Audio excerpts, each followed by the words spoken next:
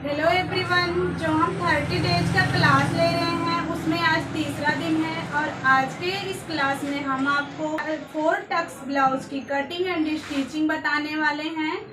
तो अगर अभी तक आपने चैनल को सब्सक्राइब नहीं किया है तो जाके सब्सक्राइब कर लीजिए, ताकि जो भी हम 30 डेज का फ्री आपको क्लास प्रोवाइड करवा रहे हैं वो आप देख सकें। तो चलिए वीडियो को स्टार्ट करते हैं।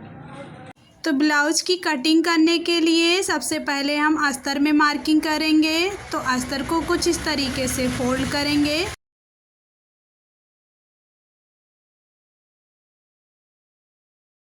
तो पहले हम फ्रंट वाले पार्ट की कटिंग करेंगे। तो इसके नेक की चौड़ाई हम लेंगे 2.5 इंच। आप नेक की चौड़ाई अपने अकॉर्डिंग ले सकते हो, कम या ज़्यादा। हमारा शोल्डर 15 इंच था तो 15 का हाफ 7.5 इंच होगा। तो ये डीप नेक है, इसलिए हम 6 इंच पे शोल्डर ले रहे हैं। नेक वाला पार्ट डीप नेक होने की वजह से हम शोल्डर में 1.5 इंच माइनस कर रहे हैं। अब आर्म होल की लंबाई का निशान लगाएंगे। तो इसमें हम शोल्डर डाउन नहीं करेंगे क्योंकि इसमें डीप नेक है। अगर डीप नेक नहीं होता तो फिर हम शोल्डर डाउन करते। इस तरह आर्म होल की लंबाई 6 इंच पे ले लेंगे।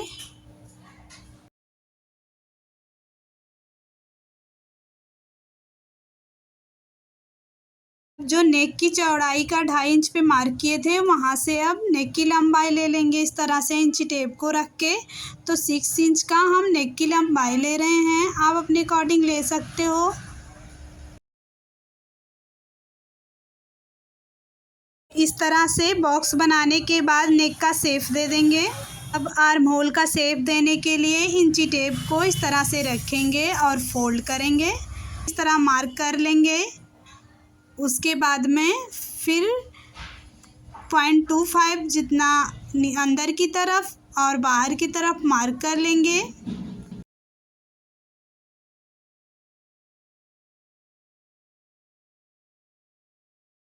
अब इन दोनों मार्क से इस तरह लाइन खींचेंगे स्केल की मदद से।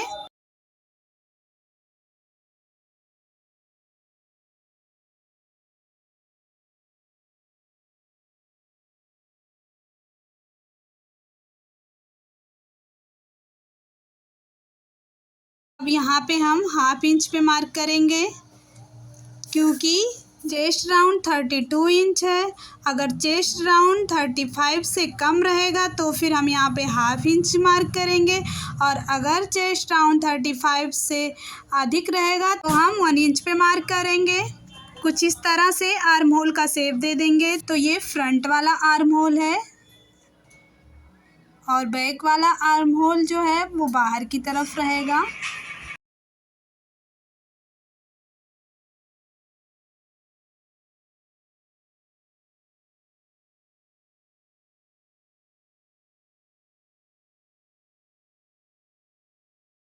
तो इस तरह से बैक और फ्रंट दोनों आर्म होल का शेप दे दिया है मैंने।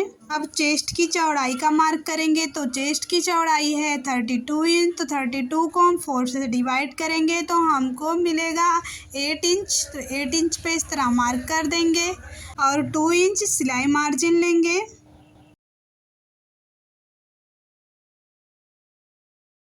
अब यहाँ से हम इंची टेप को रखेंगे और ब्लाउज की लंबाई ले लेंगे।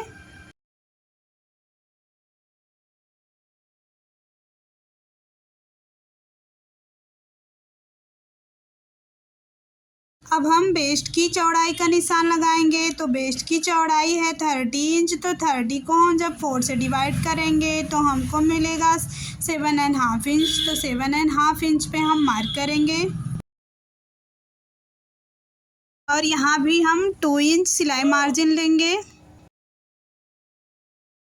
और कुछ इस तरह से दोनों मार्क को मिला लेंगे।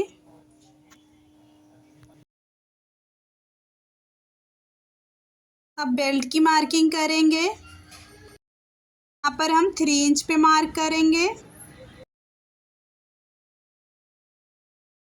और इस तरफ 2.5 इंच पे मार्क करेंगे। अब इन दोनों मार्क को मिला देंगे।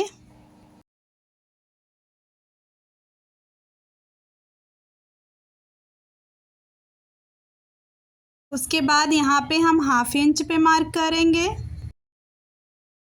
और इस तरह से बेल्ट की शेप दे देंगे।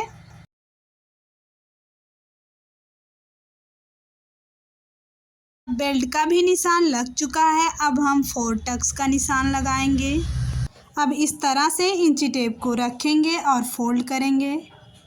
फोल्ड करके यहाँ पे मार्क कर लेंगे।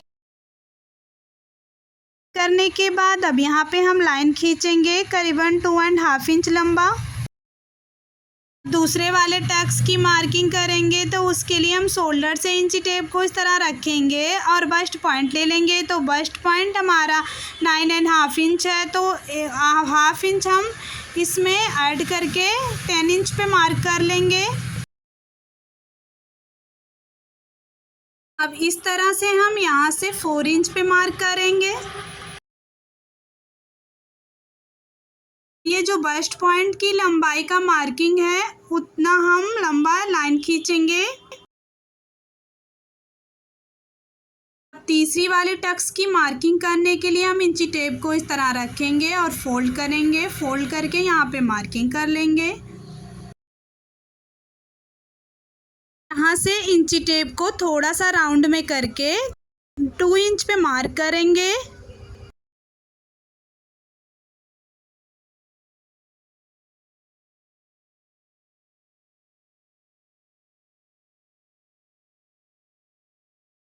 चौथे वाले टक्स की मार्किंग करने के लिए हम यहाँ से इंची टेप को रखेंगे। यहाँ से इंची टेप को पहले राउंड में इस तरह से रखें। 2 इंच से एक लाइन कम पर मार्क कर लेंगे और लाइन ड्रॉ कर लेंगे इस तरह से। तो आप देख सकते हो कि फ्रंट वाले पार्ट की मार्किंग हो चुकी है। अब हम इसकी कटिंग कर लेंगे। अभी हम बैक वाले आर्म होल की कटिंग कर रहे हैं, अभी फ्रंट वाले आर्म होल की कटिंग नहीं करेंगे।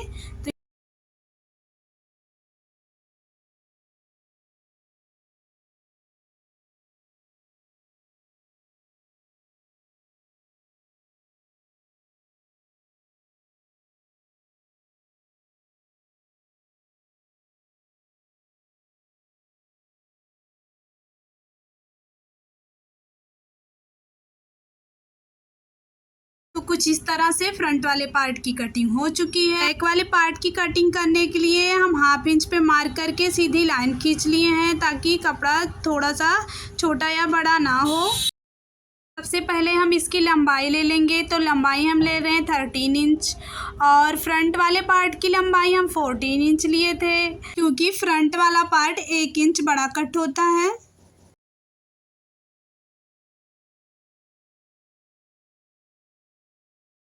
लंबाई लेने के बाद अब हम फ्रंट वाले पार्ट को लेंगे और इस तरह से रखेंगे।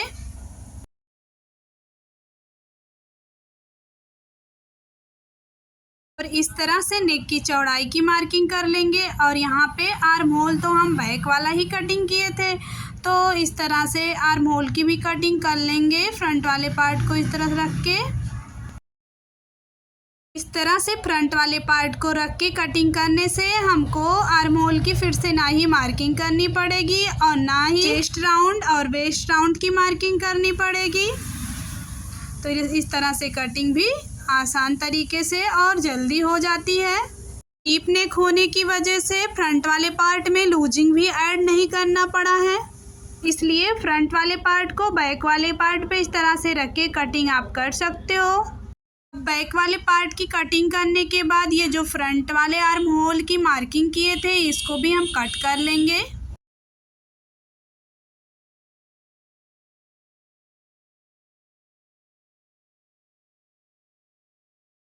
फ्रंट वाले पार्ट में फ्रंट वाले आर्म होल की कटिंग भी हो गई है। अब चलिए हम आपको बैक वाले पार्ट में नेक की कटिंग करना बताते हैं। तो यहाँ हम जो नेक की चौड़ाई तो 2.5 इंच पर मार्क हो ही गया है। अब इसकी हम लंबाई लेंगे। नेक की लंबाई के लिए 10 इंच पे मार्क करेंगे। नीचे की साइड हम 3 इंच पे मार्क करेंगे। आप चाहो तो नीचे की साइड भी 2.5 इंच ही ले सकते हो, लेकिन हम यहाँ पे 3 इंच पे मार्क कर रहे हैं। अब इस तरह से बॉक्स बनाने के बाद हम नेक की शेप दे देंगे।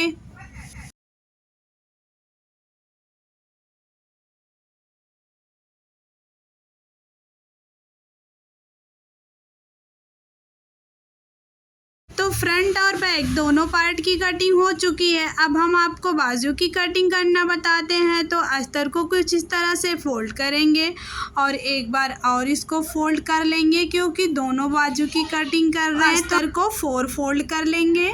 4 फोल्ड करने के बाद इसकी चौड़ाई 8 इंच ले लेंगे। बंद की तरफ हम 4 इंच पे मार्क करेंगे, क्योंकि हम बाजू की लंबाई 4 इंच ले रहे हैं। आप अपने अकॉर्डिंग ले सकते हो, कम या ज़्यादा।